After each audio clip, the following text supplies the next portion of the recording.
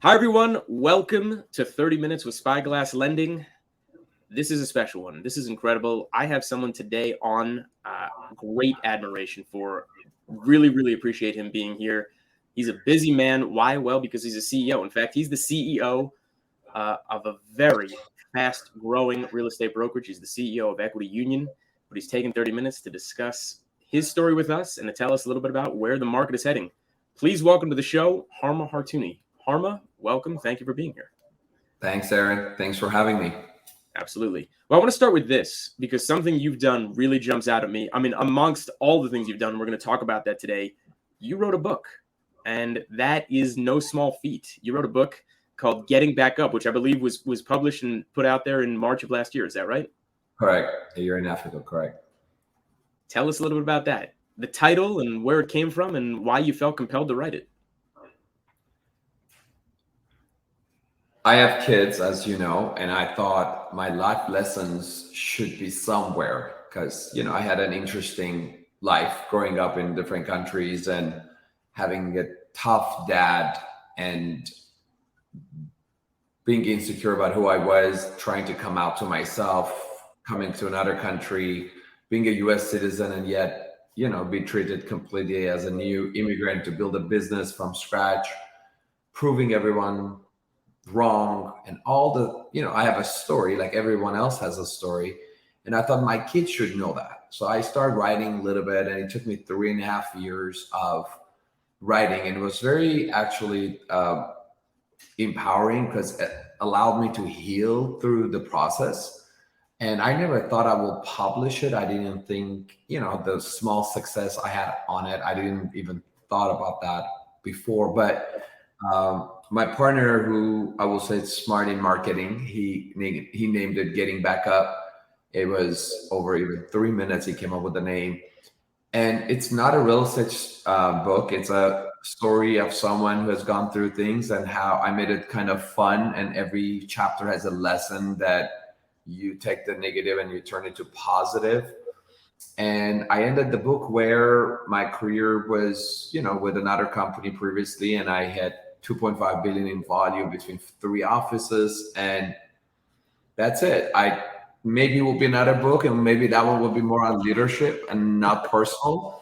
But I wrote it for not to have anything to do with my current business, but it has helped me. So if anyone is thinking about writing a book, first of all, you should know you're going to lose money, but you're going to change lives. So do it if you want to do it for that reason.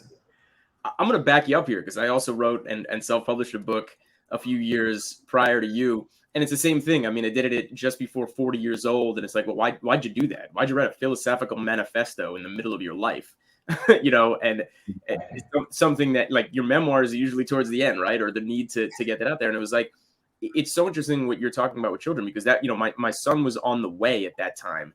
And I think that's what compelled me to do it. And to your point, just started writing down some anecdotes, a legacy to leave, right? And is that what you're saying, that you had written this stuff down with the notion maybe you weren't going to publish it? Yeah, I didn't think I will publish it. I didn't realize it might, have a cover page with my legs broken. I didn't think that would be I just didn't think about it. But, and then I met some certain people. I don't believe in coincidence. I believe everything happens for a reason. So as my book was coming to the end, I met someone who was involved in book publishing, not an agent. Then I met someone who says, oh, I do the cover pages for a book. And then someone says, I'll do copyright for a book. It was just like happening. And then I got a PR team. I interviewed 40 people. Mm-hmm. And I actually tried to get an agent. And I will say out of 400 people that I sent letters and some chapters, they all rejected me. Right. The query letters are hard, and those agents are looking for something, right? They're so specific. And in that nonfiction world, especially, it's like either you're helping billions of people or, they don't want to hear from you. I understand. They don't want it. They got rejected left and right. And I said, okay, well, thanks to Amazon, I will. And then that alone, it was like a learning lesson. I was just so fed up with the process. But anyway, so I had a great team. They helped me copywriting, editing, and cover page design, and then publishing it, and then selling it, and then getting a PR team who really did a good job. I was in so many places. I was very overwhelmed. And then I got messages and calls from people that they could relate to my stories. And I'm talking about people. I had a Korean woman who had not, I'd never been in Korea, so it's nothing to do with that. But she was relating her story to my mom's story, and it was beautiful. And I think allow people in my own company to get to know me, because you don't get to talk about your story as much openly. And I think I'm pretty blunt about it, what I've gone through or what my life is all about. So it's all out there, and hopefully my kids one day will grow up and read, and they know that I don't want them to have a tough life. That's not the intention. I just wanted them to know there are people that they go through worse than you, and you be grateful for what you have, because it's easy to focus on what you don't have, right? No, such a great lesson. And to your point, I mean, again, that just feeling of legacy, they'll read it, their children will read it. Everybody, as the family grows, and everybody whose lives they're impacted will know that, their father did something like that. And then they'll have a little bit more of an inkling of who you really were. And you just touched on something that was also so interesting: your agents, right? Your extended family, the people who work for you, as you said, who might know you, but might not know everything about you. Well, here's this chance, if they've read the book or want to talk to you about it, to do that. And let's talk about that now. I mean, how many agents do you have in the brokerages that you have? A little bit less than 600. Wow, it's a big number. It's sizable. Is that where you wanted to be? Did you want to land at that, or are you hoping to grow to much bigger? Many years ago, someone told me, how come you never get satisfied with what you do? You always want more. And I used to think that's a curse, and that's horrible. Why can't I just learn to calm myself down? And I learned that 7% of people have the ability to have that. And so I changed it from being a curse and negative to it's an ability. So I don't think I am done, but we were in an event, and a lady asked me, how did you attract 600 agents? I said, one at a time. So I'm not sure how long it will take to go double or go bigger, but I won't do anything I don't like. So, and I don't want to be in business with someone I don't like. So if that means one at a time, I'm going to keep doing it until one of my passion is gone. The moment you don't have the passion, like I wake up at 4:30, I'm just so excited. I used to wake up at 7:30, and it's like, oh God, I just don't want to get out of my bed. Now I'm like, I can't wait, right? So can I ask what changed? I mean, that's a big 3-hour difference right there. I mean, and a big difference in feeling about it. What changed in your life that made you feel that way? It's funny. I used to have gut issues. I was depressed, or I didn't know I was, or sad, or whatever the right word is for that. And I don't know, I feel like new kid. I'm so excited. And I have learned real estate. I've learned how to run a business. I learned P&L. I learned recruiting. I've learned retention from my previous company that I used to be with, Keller Williams, who is, doing an amazing job out there. And they've been the number one in so many categories. And it was time that something in me, and instead of pointing out to others, I realized I'm the one changed. No one else around me changed. So, or maybe they have as well, but we just didn't change in the same direction. I really don't know the answer to that, but I know there's something I internally, and you always have to fix inside before you fix outside. So I said, okay, what do I want to achieve? What do I want to do? So the number one thing was like, I want my son to drive in LA and tell people that, oh, that was my dad. And what does that mean? That's the real estate mark that I'm going to leave behind. And simultaneously, right where I was struggling with this, my dad came back, and within 40 days of coming back to the US, he passed. Mm-hmm. And so it triggered something in me that what did he leave for me as a legacy? So what would I do for my kids? So I got that power that I'm going to do something different and bold. But I was in peace if it's not what it is today. If you asked me 7-8 months ago, this is where it will be, I would be like, no, Aaron, I don't think so. but I'm very grateful. You mean the size and scope that it is?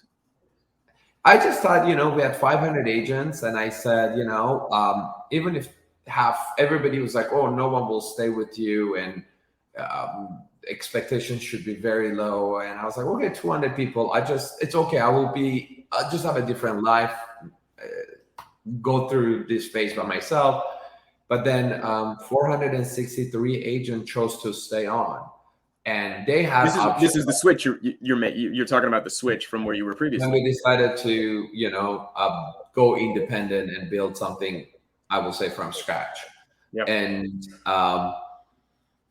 And I was just agents. Every agent had that option. They're all business owners. I believe our agents are our clients.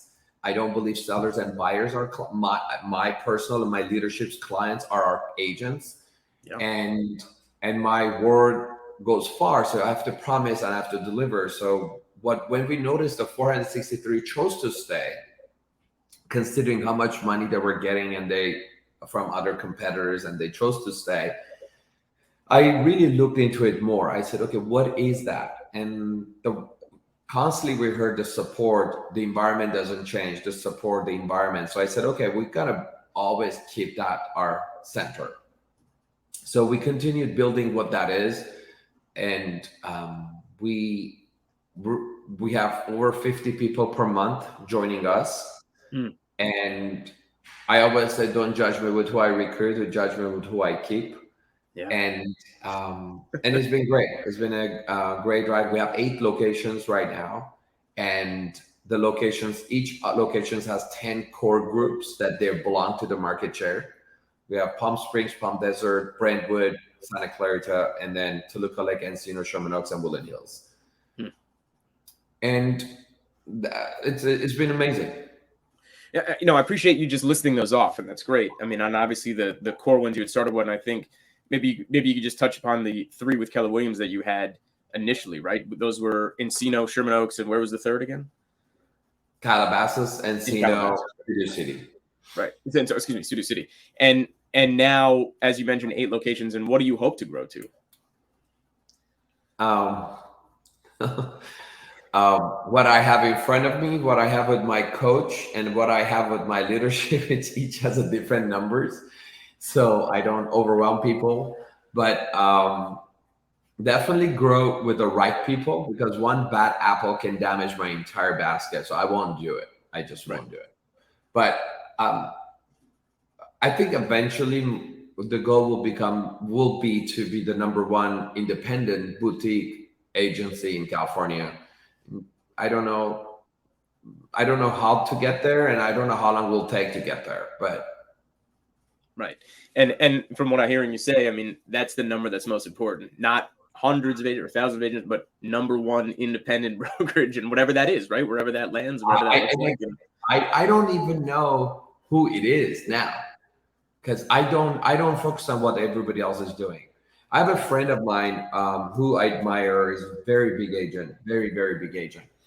And he's not even with us yet. And he said to me, so I was driving from Palm Springs, and he said, why would you just open an office in Palm Springs? And do you know who's the #1 company out there? And I said, no, I actually don't. And he goes like, well, don't you feel as a CEO, you should know your numbers? I said, you're absolutely right. I'm like really ashamed that I don't know who has the highest market share there and who has the most agent count. I don't know. And then a week later, we had different companies, agents joining us, and calls were coming in. And I met 2 people who said, no, we're not a match. And I was like, we went to 55 agents in 3 weeks. So then I called him back, driving back from Palm Springs. I said, hey, you remember you said who's the #1? He goes like, yeah. I said, well, I'll find out today who it is. I was like, oh, 3 weeks later, but you find out? I said, yeah, but I have 55 agents. So if I find out who's the #1 after I have a company, I'm okay with it. So I don't focus on what everybody else is doing.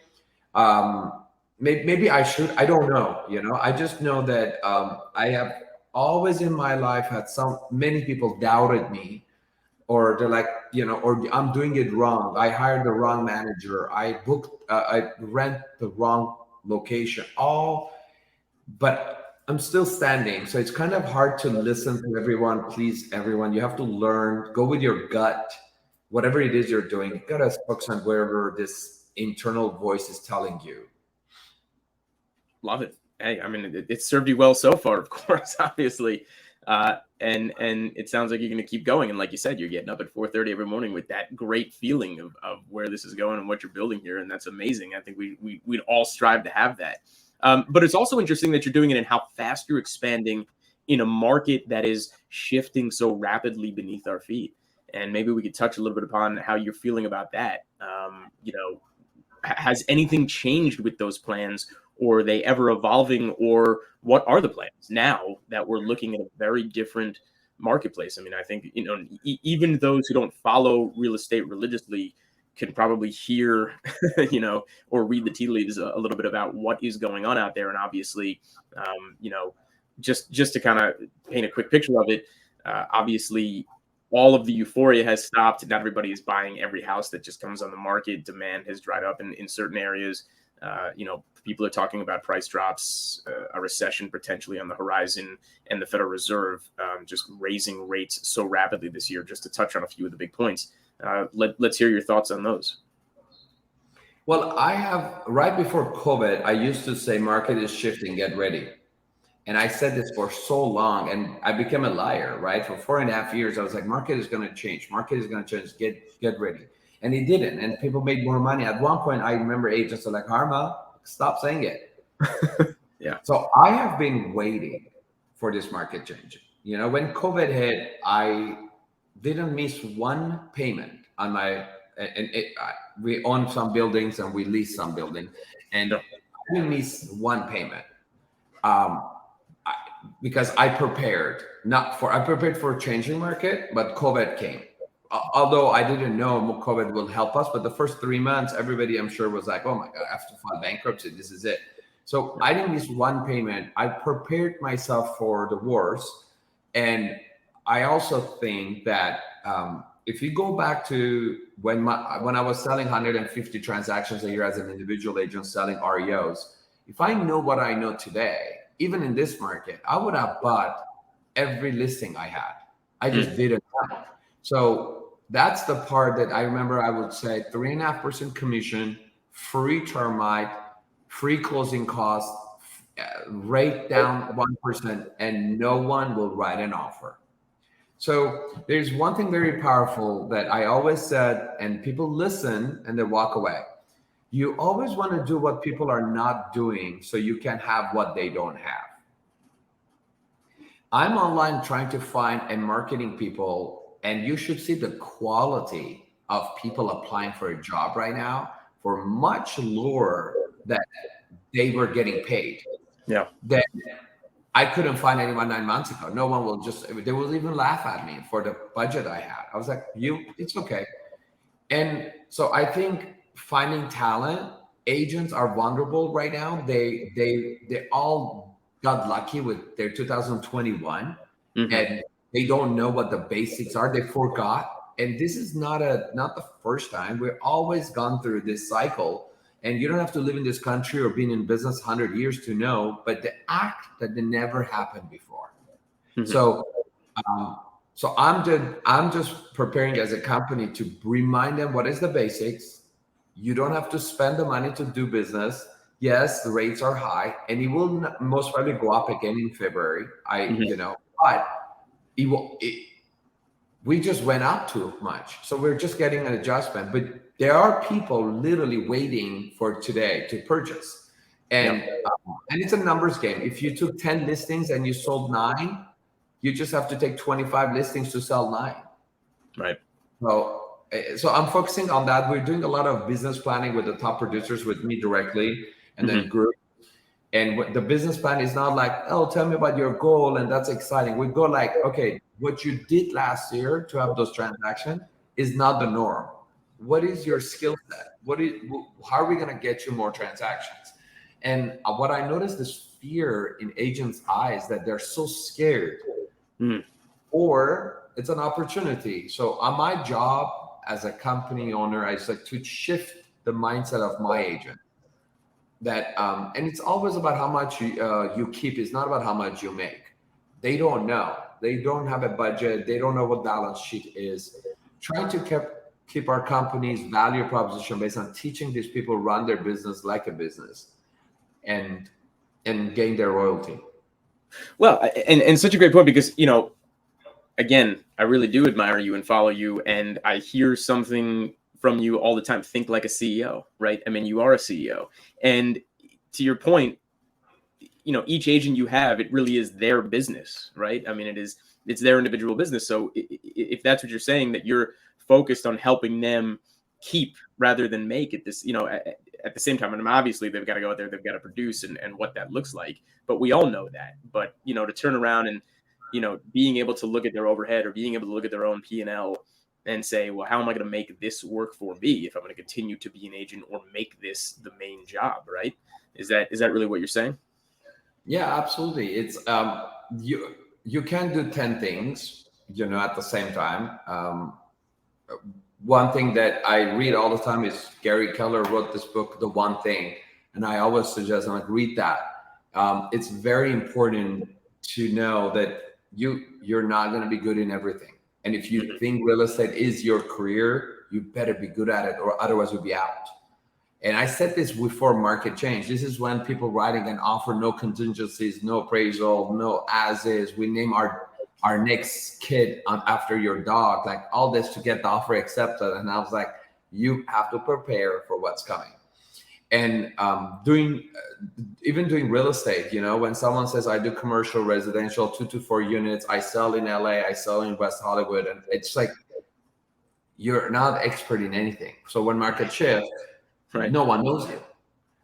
I think farming, connecting, being an expert in one thing, whatever that is, it's going to keep you aside from than everyone else, so you can survive in next 18 months. The nice thing, I think this market is going to be much shorter than 2006 in the period of but when the recession is over, when media will talk about it, we will have consequences. And people will think, oh, it's over, we can do it. It's like, well, still you got to use that skill set. And so I love brand new agents right now, because they don't know that they don't know. So they get in, they're like, oh, I have to knock 100 doors to get one appointment. I'm like, yep. Yeah. You ask if she's an agent, they're like, when was the last time you knocked? You're like, I'm not knocking. I did 35 million last year. I'm like, okay. Right. Guess what? You're knocking. If you want to hit 30. Yeah. Yeah. You'll be knocking. Exactly.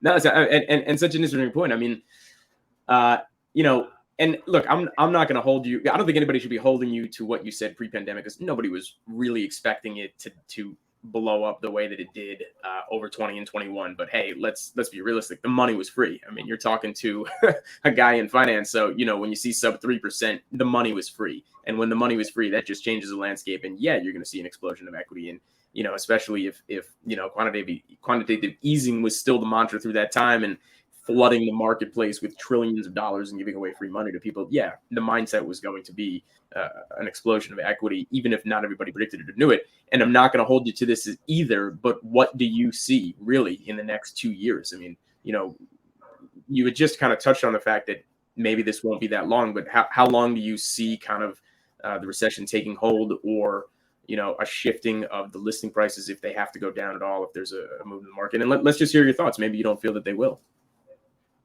No, I think we're going to have an adjustment. And first 6 months, which we already gone through the 3-4 months out of it, the adjustments are fake, meaning you just have a house that is worth 2.1%, 2.1, and the seller says, I want 2.5. It should have never been 2.5, right? So when that should be 2.1. 9 months from now, that house on 2.1 will be 1.8.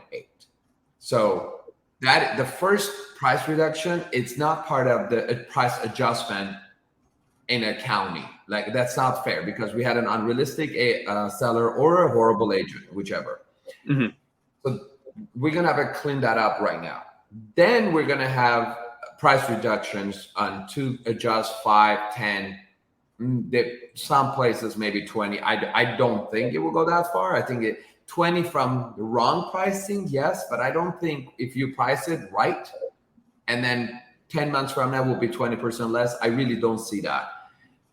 Because there's still people that they can purchase. Now, the buyers will be always will be three kinds, right? The ones that have cash and they've been waiting, the ones that they could never compete with all the other offers, but they're first-time home buyers, and then the ones that they have to sell, either downsize, upsize, or moving to California, to Texas, or back to LA, whatever that is. Sure. For a job. There will be be less transactions, but they will be transactions. But we always had too many transactions before. So it's not like we're dropping. If you look at the norm, it's okay what is going to happen. Now, I think if a homeowner cannot purchase a property with 5% interest, and if the rate goes to 6%, it doesn't matter. You couldn't do 5%. That 1% should not be the reason. If they're like, no, on 5% I can, at 5.5% I cannot. It's like, no, actually, I think you just cannot. You just didn't realize it.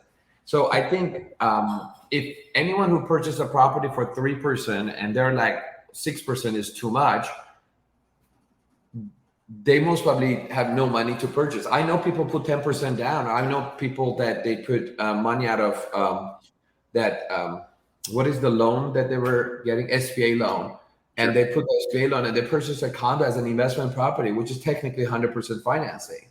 So those are not normal transactions. I do think we will have good transactions. I think we will see the median home prices, the median home price homes will be actually moving. Emerging markets will, like, Santa Clarita, the Riverside, the Valley, we will have movements. The high-end properties, which it will suffer the most. And I remember Airbnb also had a big part, right? People thought, I'm going to do Airbnb, and people will recession will not go places the way they used to. So, and really, listen, the bottom line comes to consumers' fear of spending. Once the fear is not there, more media will talk about it, the fear more will be in place. So our job as an agent is to educate them. It's like, this is a condo that you have to pay $880,000, and today you can buy it for $650. This is the moment, right? I mean, if that becomes a new number, I mean, that really is a sizable shift, obviously. I mean, if you look at the percentage of what 880 is down to 650, but you said it best. I mean, that first go round, it feels like the pandemic equity is kind of what I've been calling it. This notion that, hey, again, you made all this money, this run up of equity in your home over 20 and 21 that wasn't real. And to your point, you were saying, you thought it would shift before we hit the pandemic. Well, okay, the Black Swan event happened, it hit the world and all of that, but it was probably time that we were going to make a shift, right? That we were going to see something. But yeah, and instead, everybody thought, oh, this will accelerate it when the pandemic hit, and instead it was the complete opposite. And not only was it the opposite, it was insane, right? I like to use the term left planet Earth on what everything was worth. So that should ultimately come back to the norm. You lose the pandemic equity first, and then really see what the that's exactly what I meant. A condo that is 880,000 that should have never gone for now has already gone to 790. Right. So that was just never the norm. Like it probably should have been 750, and then you're saying the shift will come and it'll be at 660, and that percentage is really what we're talking about here, right? A more realistic, like somewhere in that 10 to 15% range of 750 down to 660. You're really looking at closer to a 10 to 15% range, which is probably what will end up happening.